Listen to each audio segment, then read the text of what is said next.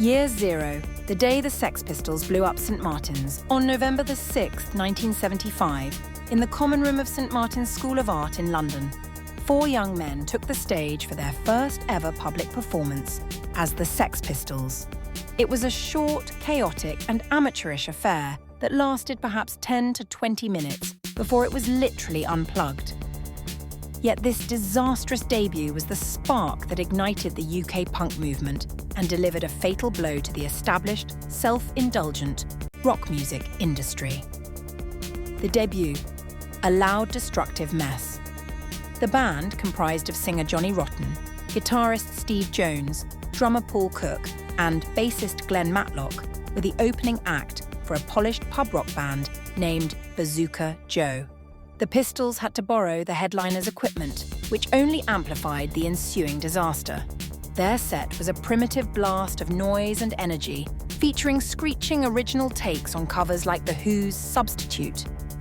The end came abruptly when Rotten, in a fit of aggressive theatricality, began kicking and damaging the borrowed speaker cabinets. Bazooka Joe's guitarist, furious over the destruction of their expensive gear, rushed the stage and pulled the plug, resulting in a brief fistfight between the two groups. The contemporary reaction was not one of admiration, but confusion, anger, and silence. Rotten famously recalled, "There was not a single hand clap." Industry fallout, the do-it-yourself revolution. While the gig itself was a mess, its impact was seismic due to its audacity and anti-establishment spirit. The result was a radical shift in the music industry's prevailing attitudes, the demise of dinosaur rock.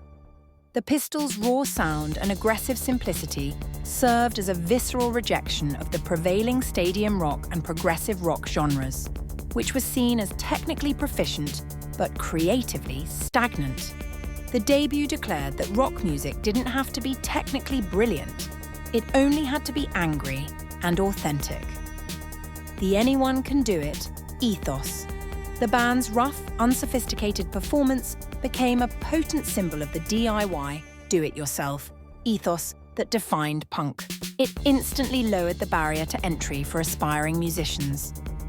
This was a direct ideological challenge to the highly professionalized music industry. You didn't need years of practice, expensive gear, or record company backing.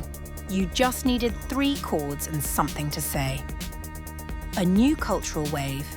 The most tangible result was the immediate inspiration of other artists. Notably, Stuart Goddard, the bassist for headliners Bazooka Joe, was so energized by the chaos that he quit his band and soon reinvented himself as the punk icon Adam Ant.